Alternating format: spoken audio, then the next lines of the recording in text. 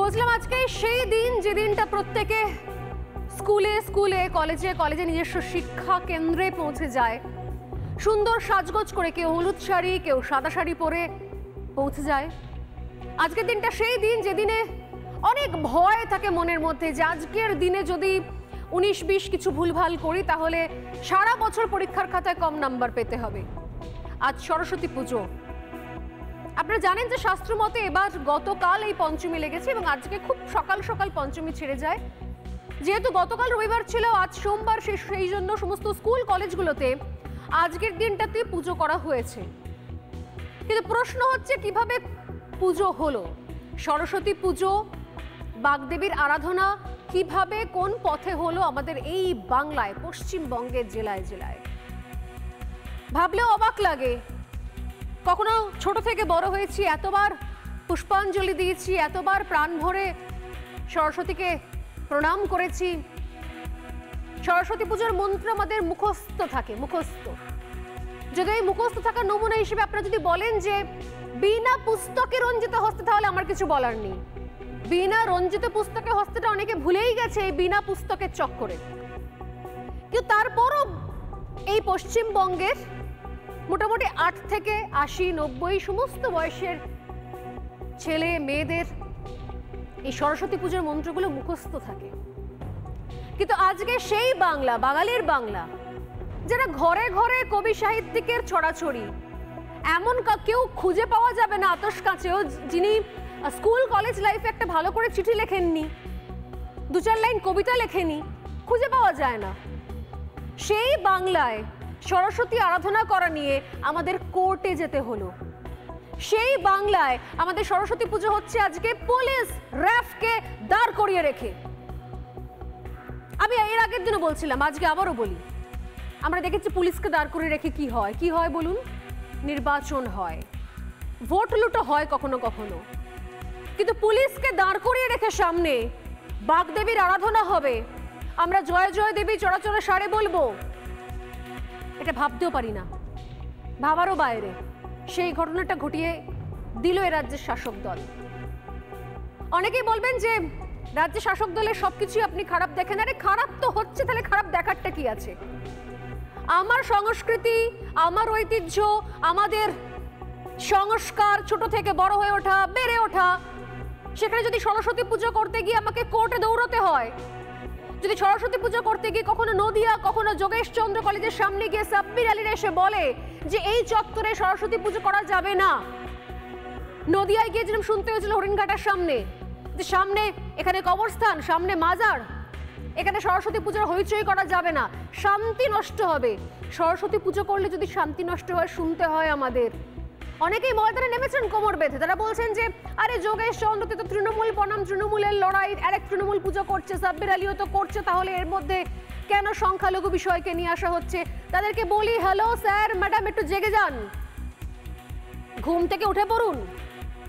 শুধুমাত্র যোগেশ চন্দ্র দিয়ে এই পুরো বিষয়টাকে ছোট করা যাবে না।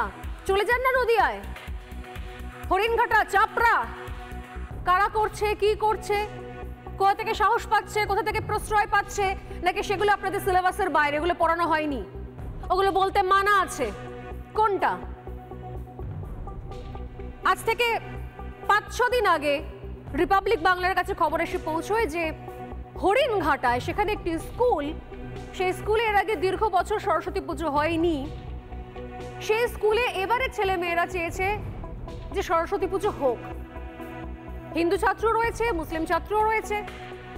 তো প্রধান শিক্ষক নিয়ম অনুযায়ী উভয় পক্ষের অভিভাবককে ডাকেন এবং মিটিং করে বলেন যে 100 বছর এই স্কুল রয়েছে, সেখানে সরস্বতী পুজো হয়নি, এবং এই যুক্তিতেই হয়নি যেখানে কবরস্থান রয়েছে, মাজার রয়েছে, সরস্বতী পুজো করা যাবে না। কিন্তু এবারে আমার স্টুডেন্টরা, ছোট ছোট পড়ুয়ারা আমার কাছে আবদার করেছেন, তারা বলেছে যে স্যার আমাদের স্কুলেও সরস্বতী পুজো হোক, আমরা খুব চাই যে আমরাও সকালবেলা আসবো, অঞ্জলি দেব, আমরাও আলপনা দেব, সরস্বতীর মূর্তি থাকবে, আমরা আরাধনা করব, পুজো হবে।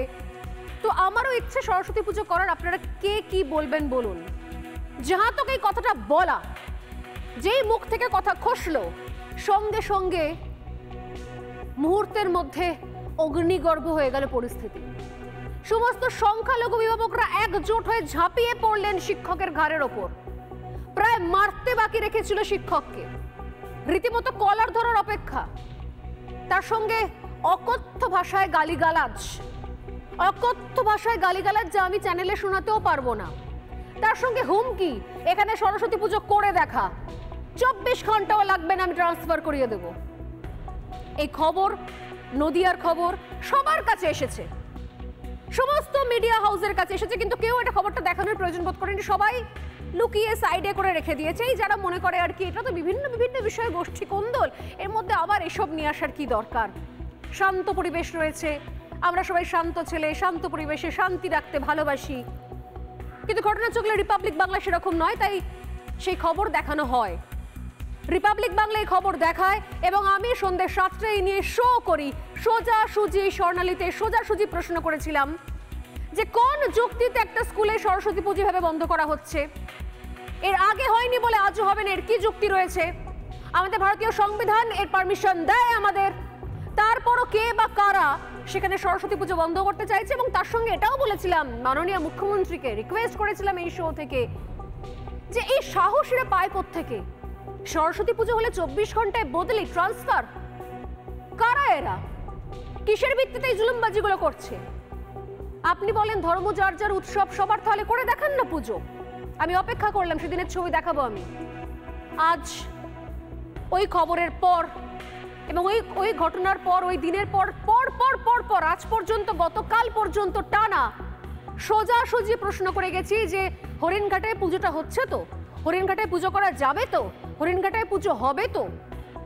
আজ সুখবর অন্তত এইটুকু যে হরিণঘাটায় পুজোটা হচ্ছে। যে পুজো বন্ধ হয়ে গিয়েছিল, যে পুজো করার কথা বাদ রেখে প্রধান শিক্ষক নিজে গা ঢাকা দিয়েছিলেন, তিনি বলেছিলেন যে আমাকে ক্ষমা করুন, আমি আর কিছু বলবো না, আমাকেও চাকরি করতে হবে, আমারও সংসার রয়েছে, সরস্বতী পুজোর চক্রে আমি চাকরি হারাতে পারবো না।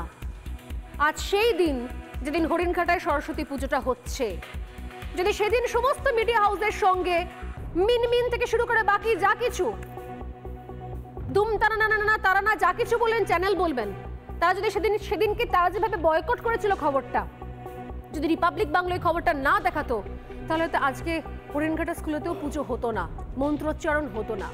কিন্তু হয়েছে। কিন্তু এটুকুতেও শান্তি পাওয়ার কোনো জায়গা নেই, কারণ পুজো হলো বা কিভাবে হলো অপ্রত্যাশিত, পুলিশকে পাহারায় রেখে। আমার প্রশ্ন, এই বাংলায় পুজো মণ্ডপের বাইরে পুলিশ পাহারা থাকবে কেন? তাহলে পার্থক্যটা কি রইল বাংলাদেশের সঙ্গে আমাদের দেশের? বাংলাদেশে পুজো মণ্ডপ পাহারা দিতে হয়, পুজো মণ্ডপ পাহারা না দিলে সেখানে ভাঙচুর চলে।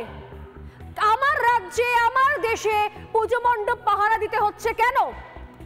কেন এখানে ভাঙচুরের হুমকি আসছে? কেন পুজোর আগের দিনকে প্রতিমা গায়েব হয়ে যাচ্ছে কেন? এই প্রশ্নের উত্তর আছে। আমরা মিডিয়া থেকে চিৎকার করতে পারি, আমরা প্রশ্ন করতে পারি, আমরা দেখাতে পারি খবর, কিন্তু আমরা তো প্রশাসন নই, আমরা সাংবাদিক, আমরা খবর দেখাতে পারি, কিন্তু সেখানে শান্তি বজায় রেখে, সম্প্রীতি বজায় রেখে পুজো করানোর দায়িত্বটা রাজ্যের প্রশাসনের, রাজ্য সরকারের। আর তারা কি উদাহরণ তৈরি করে রাখলেন? তারা উদাহরণ তৈরি করে রাখলেন যে আমাদের রাজ্যে সরস্বতী পুজো করাতে হলে এই সাব্বির আলীদের অনুমতি নিতে হবে, আমাদের রাজ্যে সরস্বতী পুজো করাতে হলে আমাদেরকে কোর্টে ছুটতে হবে, আর কোর্ট থেকে পারমিশন নিয়ে আমাদের পুজো করতে হবে। যোগেশচন্দ্র ল কলেজে তাই হয়েছে, কোর্টে বিচারপতি বলে দিয়েছেন যেখানে পুজো হবে। কে সাব্বির আলী, তার কথা শোনার কি দরকার? পুজো হচ্ছে যোগেশচন্দ্র ল কলেজে, র্যাব পুলিশ নামিয়ে দেওয়া হয়েছে। কি অদ্ভুত ছবি না? ভাবতে অবাক লাগে, এটা আমার দেশ ভারত, আমার দেশের নাম বাংলাদেশ নয়, এটা আমাদের রাজ্য পশ্চিমবঙ্গ। আর এখানে সরস্বতী পুজো করাতে গেলে কোর্টের পারমিশন হওয়া লাগে। সরস্বতী পুজো করার জন্য আমরা তো ছোটবেলায় দেখেছি রাস্তাঘাটে, মাঠে, ময়দানে, ক্লাবের সামনে, যেখানে সেখানে ছোট প্যান্ডেল করে সরস্বতী পুজো হয়েছে। আজ আর সেই দিন নেই। আজকের দিনে সরস্বতী পুজো করতে গেলে এলাকার কোন সংখ্যালঘু তৃণমূল নেতা আছে তার কাছে গিয়ে আগে অনুমতি নিতে হবে। যদি অনুমতি না পাওয়া যায় তাহলে কোর্টে গিয়ে কেস লড়তে হবে। সেই কেস যদি আপনি জেতেন তবে গিয়ে আপনি সরস্বতী পুজো করতে পারবেন, তাও আবার পুলিশ প্রোটেকশনে। হরিণঘাটার দাসপোল ডাঙ্গা প্রাথমিক স্কুলের কথা বলছিলাম, যেখানে আজকে সরস্বতী পুজো হলো। দুটো ছবি দেখাবো, সেদিন কি হয়েছিল আর আজ কি হলো দেখুন।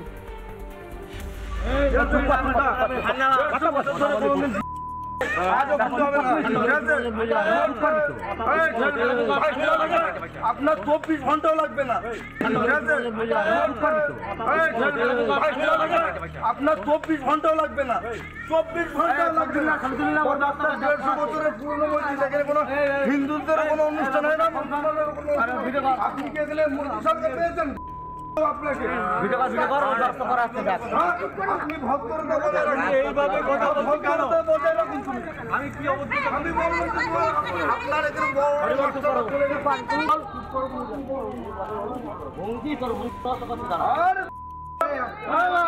খুব আনন্দ হয়েছে এই পুজোটার জন্য। হিন্দু মুসলিম এরকম ভাবে চললে আমরা খুব ভালো থাকি, কিন্তু এই যে ঝগড়া অশান্তিটা হয়েছিল সেটা খুবই খারাপ ছিল। সব আমরা ভয়তেই ছিলাম অনেকেই হিন্দুরা। অবশেষে নদিয়ার দাসপোলডাঙ্গা প্রাথমিক বিদ্যালয়ে হলো সরস্বতী পুজো। স্বাভাবিকভাবেই এই দিনটাই দেখতে চেয়েছিল গোটা বাংলার মানুষ। শুধু তাই নয়, আজকে পুজো হলো, সেই পুজোর ছবি দেখাবো। রীতিমতো মন্ত্রোচ্চারণ করে সবাই পুষ্পাঞ্জলি দিল। সেই মূর্তির ছবিটা আমার দেখানোর ইচ্ছে, আমার টিমকে বলবো যে সেই মূর্তির ছবিটা দেখানো হোক, হালকা একটু শব্দ রাখা হোক, একটু সাউন্ড রাখা হোক, যেখানে সেখানে পুষ্পাঞ্জলি হচ্ছিল, সেখানে পুজো হলো। সেদিন প্রধান শিক্ষককে হেনস্থা করা হচ্ছিল, প্রশাসনিক আধিকারিকদের দেখা পাওয়া যায়নি। পুলিশের নিরাপত্তার অভাব বোধ করছিলাম, সেখানকার লোকেরা বলছিলেন। আর এতদিন পর এলাকায় গিয়ে কি বলছেন হরিণঘাটের বিডিও মহাশ্বেতা দাস। মহাশ্বেতা দাস তিনি হরিণঘাটের বিডিও। সেদিন যখন ওই অবস্থা হয়ে গেছিল, প্রায় মারার অপেক্ষা ছিল স্কুলের প্রধান শিক্ষককে, সেদিন এই বিডিওর দেখা পাওয়া যায়নি। অথচ আজ যখন পুজো হচ্ছে, রিপাবলিক বাংলার খবরের জেরে পৌঁছে গেছেন BDO Mahasweta Das. Tip top হয়ে পৌঁছে গিয়েছেন বিডিও মহাশ্বেতা দাস, এবং পৌঁছে গিয়ে কি বলছেন দেখুন। পুলিশটা আলাদা, পুলিশের ডিপার্টমেন্টের বিষয়, কিন্তু পুজো আজকে সব জায়গাতেই হচ্ছে, সব স্কুলেই হচ্ছে। আমিও বিভিন্ন স্কুলে গেছি, এটা তো one of the part of the school. তো এখানে সবাই, এখানকার যে সাধারণ যারা বাসিন্দারা সবাই মিলে খুব শান্তিপূর্ণভাবে আছে, সম্প্রীতির বার্তা দিয়েছে, সকলে সহমতি ক্রমেই এই পুজোটা হচ্ছে এবং সকলে খুব হ্যাপি। কিন্তু পুজোকে উদ্যোগ করে যেভাবে প্রধান শিক্ষককে বিদ্যালয়ের ভেতরে ঢুকে হুমকি এবং যেই পরিবেশ তৈরি হয়েছে, কি বলবেন? না, এইটাতে এই হুমকি এই বিষয়টা নিয়ে আমি এই মুহূর্তে বলতে চাই না। এখন যেটা প্রেজেন্ট যেটা সিচুয়েশন, দ্যাট ইজ শান্তিপূর্ণ, সকলে হ্যাপি, সকলে সহমতিক্রমে পুজোটা হয়েছে। সেটা প্রশাসন যেখানে যেখানে সমস্যা হবে সেখানে হস্তক্ষেপ নিশ্চয়ই করবে, কিন্তু অনেক সময় প্রবলেমটা ছোট থাকে, সেটাকে বড় করে দেখানো হয়। এটাও হয়েছে মিডিয়ার দৌলতে, অনেক সময় ছোট খবর অনেক বড় হয়ে যায়। তো আমি এটাই আশা করব যে সবসময় যেন সঠিক খবরটা, সঠিক তথ্যটা মিডিয়ায় যেন তুলে দেয়। দেখুন, আজকে সাজগোজ করে মেকআপ টেকআপ করে এসে মহাশ্বেতা দাসের মনে হচ্ছে যে মিডিয়া যেন সঠিক খবরটা সঠিকভাবে প্রচার করে। তা মহাশ্বেতা দেবী, আপনি সেদিন কোথায় ছিলেন যখন এখানে বলা হচ্ছিল সরস্বতী পুজো করতে দেওয়া হবে না? আপনি সেদিন কোথায় ছিলেন যখন একজন প্রধান শিক্ষককে, আপনার এরিয়া একটা সরকারি স্কুলের প্রধান শিক্ষককে হুমকি দেওয়া হচ্ছিল যে 24 ঘন্টার মধ্যে ট্রান্সফার করিয়ে দেবো এখানে সরস্বতী পুজো করলে? সেদিন আপনি কোথায় ছিলেন? নাকি ব্যস্ত ছিলেন মেকআপ টেকআপ নিয়ে? আজকে এসে বলছেন যে মিডিয়া অপপ্রচার করে, মিডিয়া বেশি বেশি বাড়িয়ে দেখায়। মিডিয়া যদি না দেখাতো, রিপাবলিক বাংলা না দেখাতো, তাহলে আপনিও আজকে ক্যামেরার সামনে আসতে পারতেন না সেজে গুজে, আর ওই স্কুলে আজকে সরস্বতীর আরাধনাও হতে পারতো না। কেন বলেন এসব? সরকারি চাকরি করতে গিয়ে কি দাসখত লিখিয়ে দিয়েছেন শাসক দলের কাছে? ছেড়ে দিন হরিণঘাটার কথা। এবার আপনাদের আরো একটা ছবি দেখাই। ভারত বাংলাদেশ সীমান্তবর্তী নদিয়ার চাপড়া থানার কলিঙ্গ এলাকা। লজ্জায় মাথাটা নিচু করে নিন কিছুক্ষণের জন্য।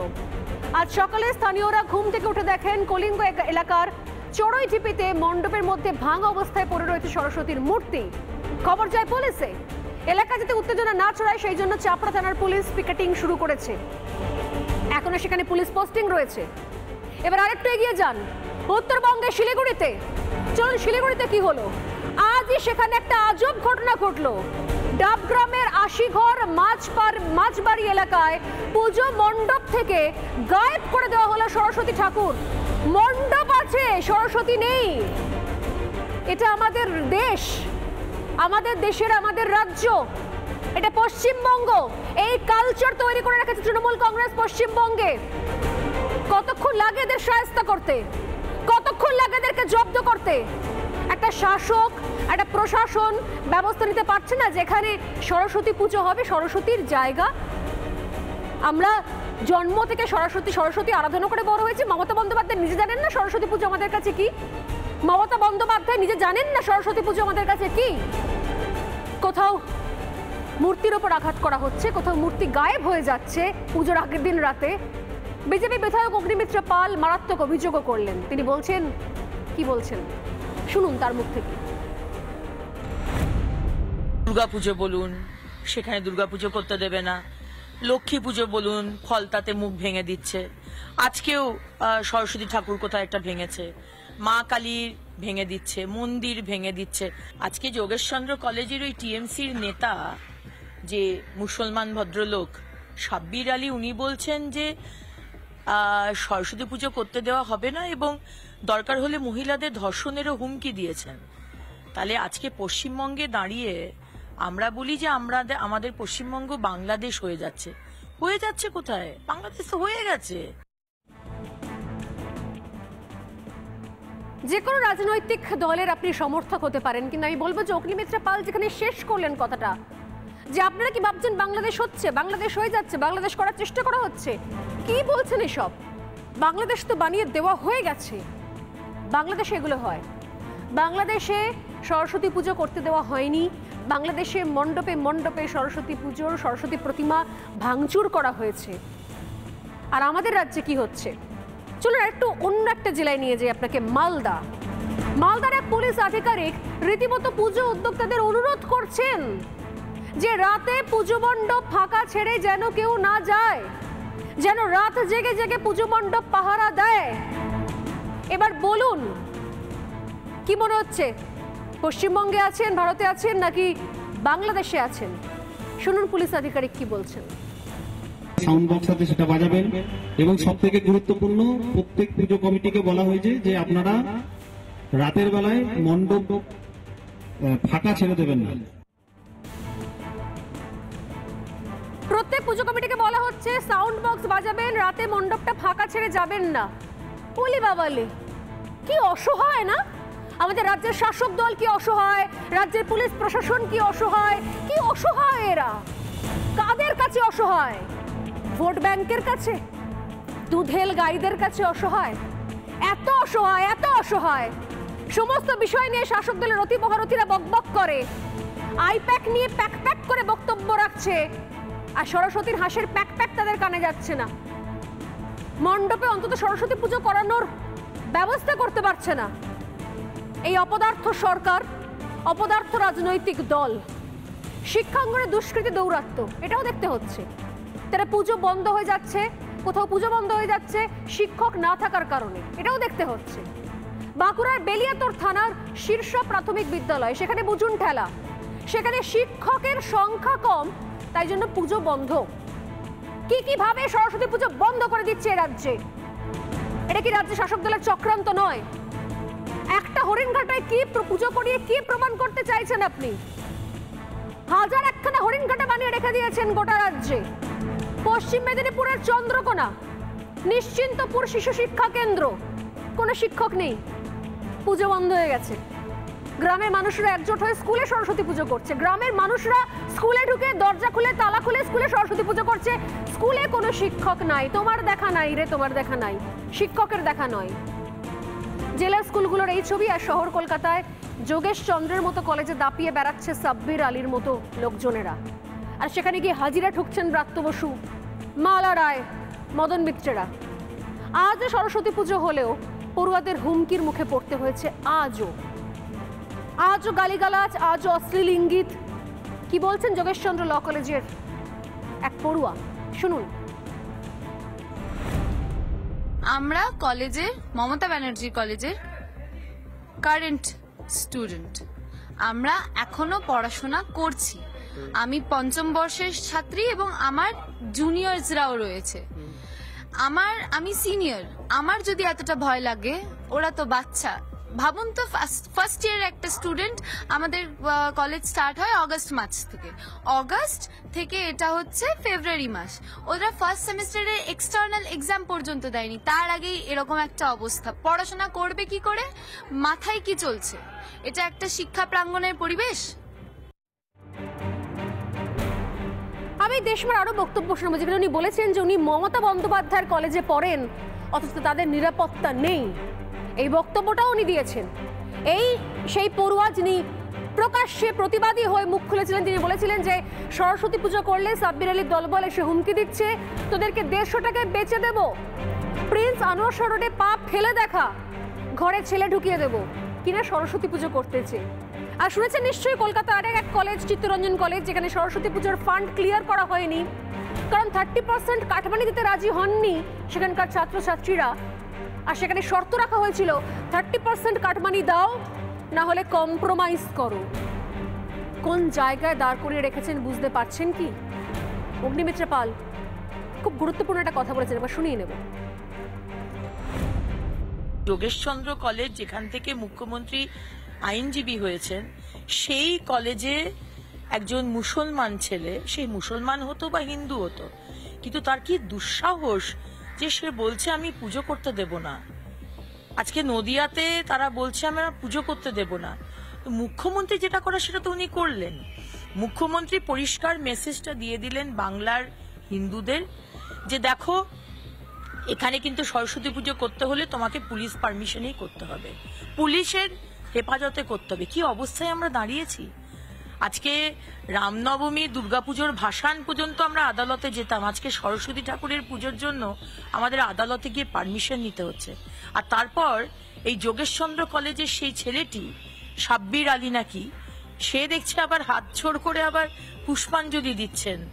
মানে সাহসটা হয় কি করে? আর যারা তার সাথে দাঁড়িয়ে এগুলোকে বরদাস্ত করছে, আমি তাদেরও মানে শিরদাঁড়াটা আছে নাকি জেলিফিশের মতো শিরদাঁড়া নেই, এটা নিয়েও আমার প্রশ্ন থাকলো। অগ্নিমিত্রা পাল অভিযোগ করলেন যে আজকে সাব্বির আলীরা এসে পুষ্পাঞ্জলি দিচ্ছে, সবাইকে পুষ্পাঞ্জলি দিতে বলছে। সেই ছবি আছে আমাদের কাছে, পরে দেখাবো আমি।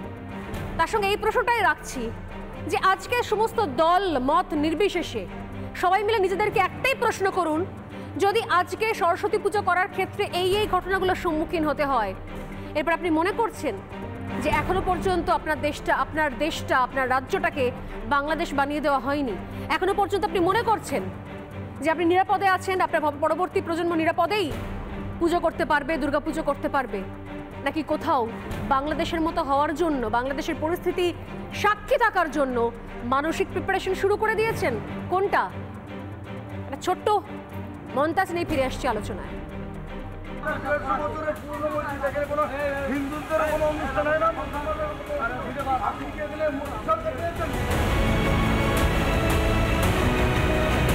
আমি অনুরোধ করবো মাননীয়াকে, আপনি বিষয়টা দেখুন এবং ওখানকার খুদে পড়ুয়ারা যারা সরস্বতী পুজো করতে চাইছে তাদেরকে পুজো করার মতো ব্যবস্থা করে দিন। কালকে ওই স্কুলে পুলিশের উপস্থিতিতে পুজো হবে।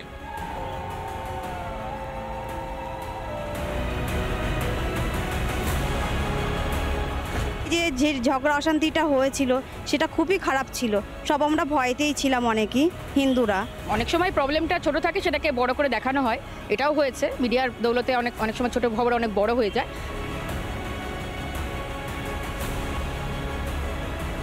পলিটিক্যাল কোনো প্রপাগান্ডা হতে পারে, বাট আমি শুধু এটা মিডিয়া চ্যানেলকে বলবো, বাংলাকে শান্ত থাকতে দিন।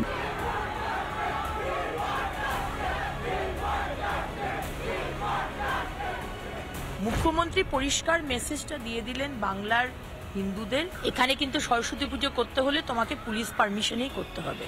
আমরা বলি যে আমাদের পশ্চিমবঙ্গ বাংলাদেশ হয়ে যাচ্ছে কোথায়? বাংলাদেশ তো হয়ে গেছে।